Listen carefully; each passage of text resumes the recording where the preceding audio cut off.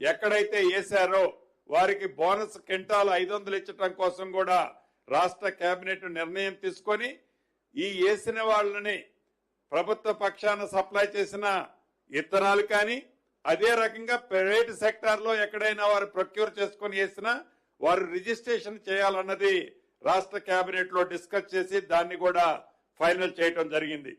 అదే రకంగా రాష్ట్ర వ్యాప్తంగా పోయిన యాసంగిలో 81.16 LMT మెట్రిక్ టన్నుల ధాన్యాన్ని రాష్ట్ర ప్రభుత్వం ప్రొక్యూర్ చేయడం జరిగింది రైతుల దగ్గర నుంచి. దీంట్లో కేంద్ర ప్రభుత్వం 63.62 లక్షల మెట్రిక్ టన్నుల్ని కేంద్ర ప్రభుత్వం సేకరించడం జరిగింది.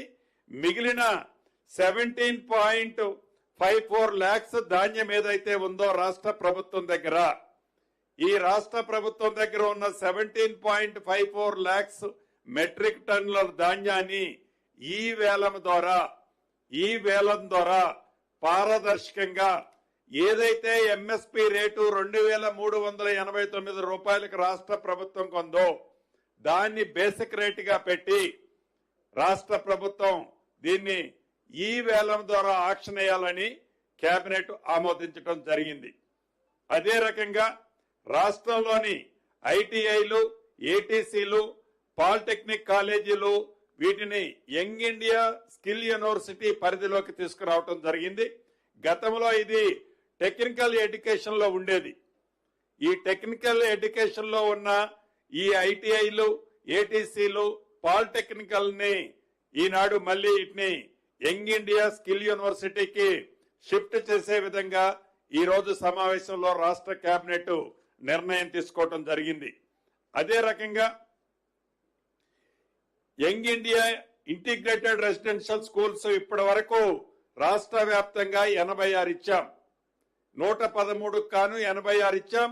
ఈ రోజు ఆదిలాబాద్, నిర్మల్, ముతోల్, బోధ్, సిర్పూర్, గజ్వేల్, దుబ్బాక ఈ 7 నియోజకవర్గాల్లో ప్రతిష్టాత్మకంగా విద్యకు పెద్దపీట వేసిన ఈ ప్రభుత్వం ప్రతి స్కూలుకి 200 కోట్ల పైగా సుమారు 3500 మంది పిల్లలు ఫెసిలిటీస్ ఫుల్ ప్లెడ్జ్ లో, అది టీచింగ్ లో సైడ్ గానీ వాళ్ళు రెసిడెన్షియల్ గా ఉండే హాస్టల్స్ కానీ అన్ని సెక్టార్లుగా ఫుల్ ప్లెడ్జ్ లో ఇంటిగ్రేటెడ్ స్థాయిలో ఏదైతే రాష్ట్ర వ్యాప్తంగా ప్రతి నియోజకవర్గానికి ఒకటి ఏర్పాటు చేసే దాంట్లో భాగంగా ఈ 7 ఈ రోజు ఈ కేబినెట్ లో ఆమోదం తెలపడం జరిగింది. అదే రకంగా సుమారు 18,766 ఆటోలు ఈ కోర్ ఏరియాలో డీజిల్, పెట్రోల్ తో ఈనాడు నడుస్తున్నాయి. 18,766 ఆటోలు ఈ కోర్ ప్రాంతంలో, హైదరాబాద్ క్యూర్ ప్రాంతంలో 18,766 ఆటోలు డీజిల్ అండ్ పెట్రోల్ తో నడుస్తున్నాయి. వీటికి రాష్ట్ర ప్రభుత్వం వీటిని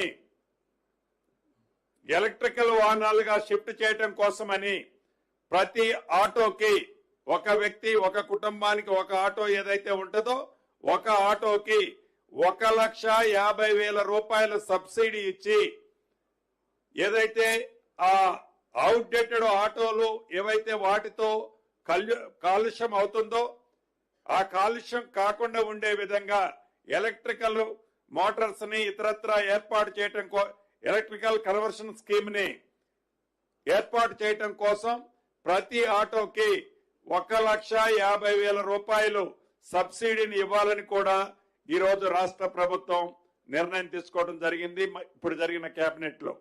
అదే విధంగా హిల్ట్ పాలసీ ఈ రాష్ట్ర ప్రభుత్వం ఈ క్యూర్ ఏరియాలో ఉన్న ప్రాంతంలోని పారిశ్రామికంగా ఉన్న ఇండస్ట్రీస్ ని షిఫ్ట్ చేసేదాన్ని ప్రోత్సహించాలనే ఒక ఆలోచనతో ఒక హిల్ట్ పాలసీలో గతంలో ఈ రాష్ట్ర ప్రభుత్వం తీసుకొచ్చింది.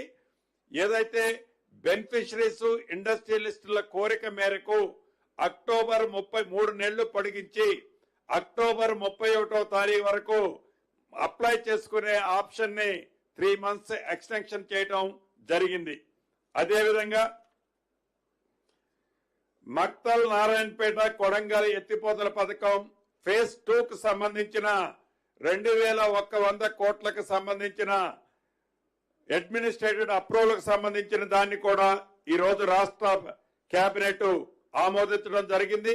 అదే విధంగా గూడెం దొడ్డి పంపు స్టోరేజ్ ప్రాజెక్టు సామర్థ్యాన్ని గూడెం దొడ్డి పంపు స్టోరేజ్ ప్రాజెక్ట్ కెపాసిటీని 1.19 టీఎంసీ నుంచి 15 టీఎంసీకి ఎన్హాన్స్మెంట్ చేయటం కోసం కన్సల్టెన్సీకి సంబంధించిన అంశాన్ని కూడా ఈ రోజు రాష్ట్ర ప్రభుత్వం ఆమోదించడం జరిగింది. వీటిని ప్రధానంగా ఈ రోజు జరిగిన ప్రధానమైన చర్చల్లో ఇవి అని మీ ద్వారా రాష్ట్ర ప్రజలకు తెలియజేయడం జరుగుతుంది.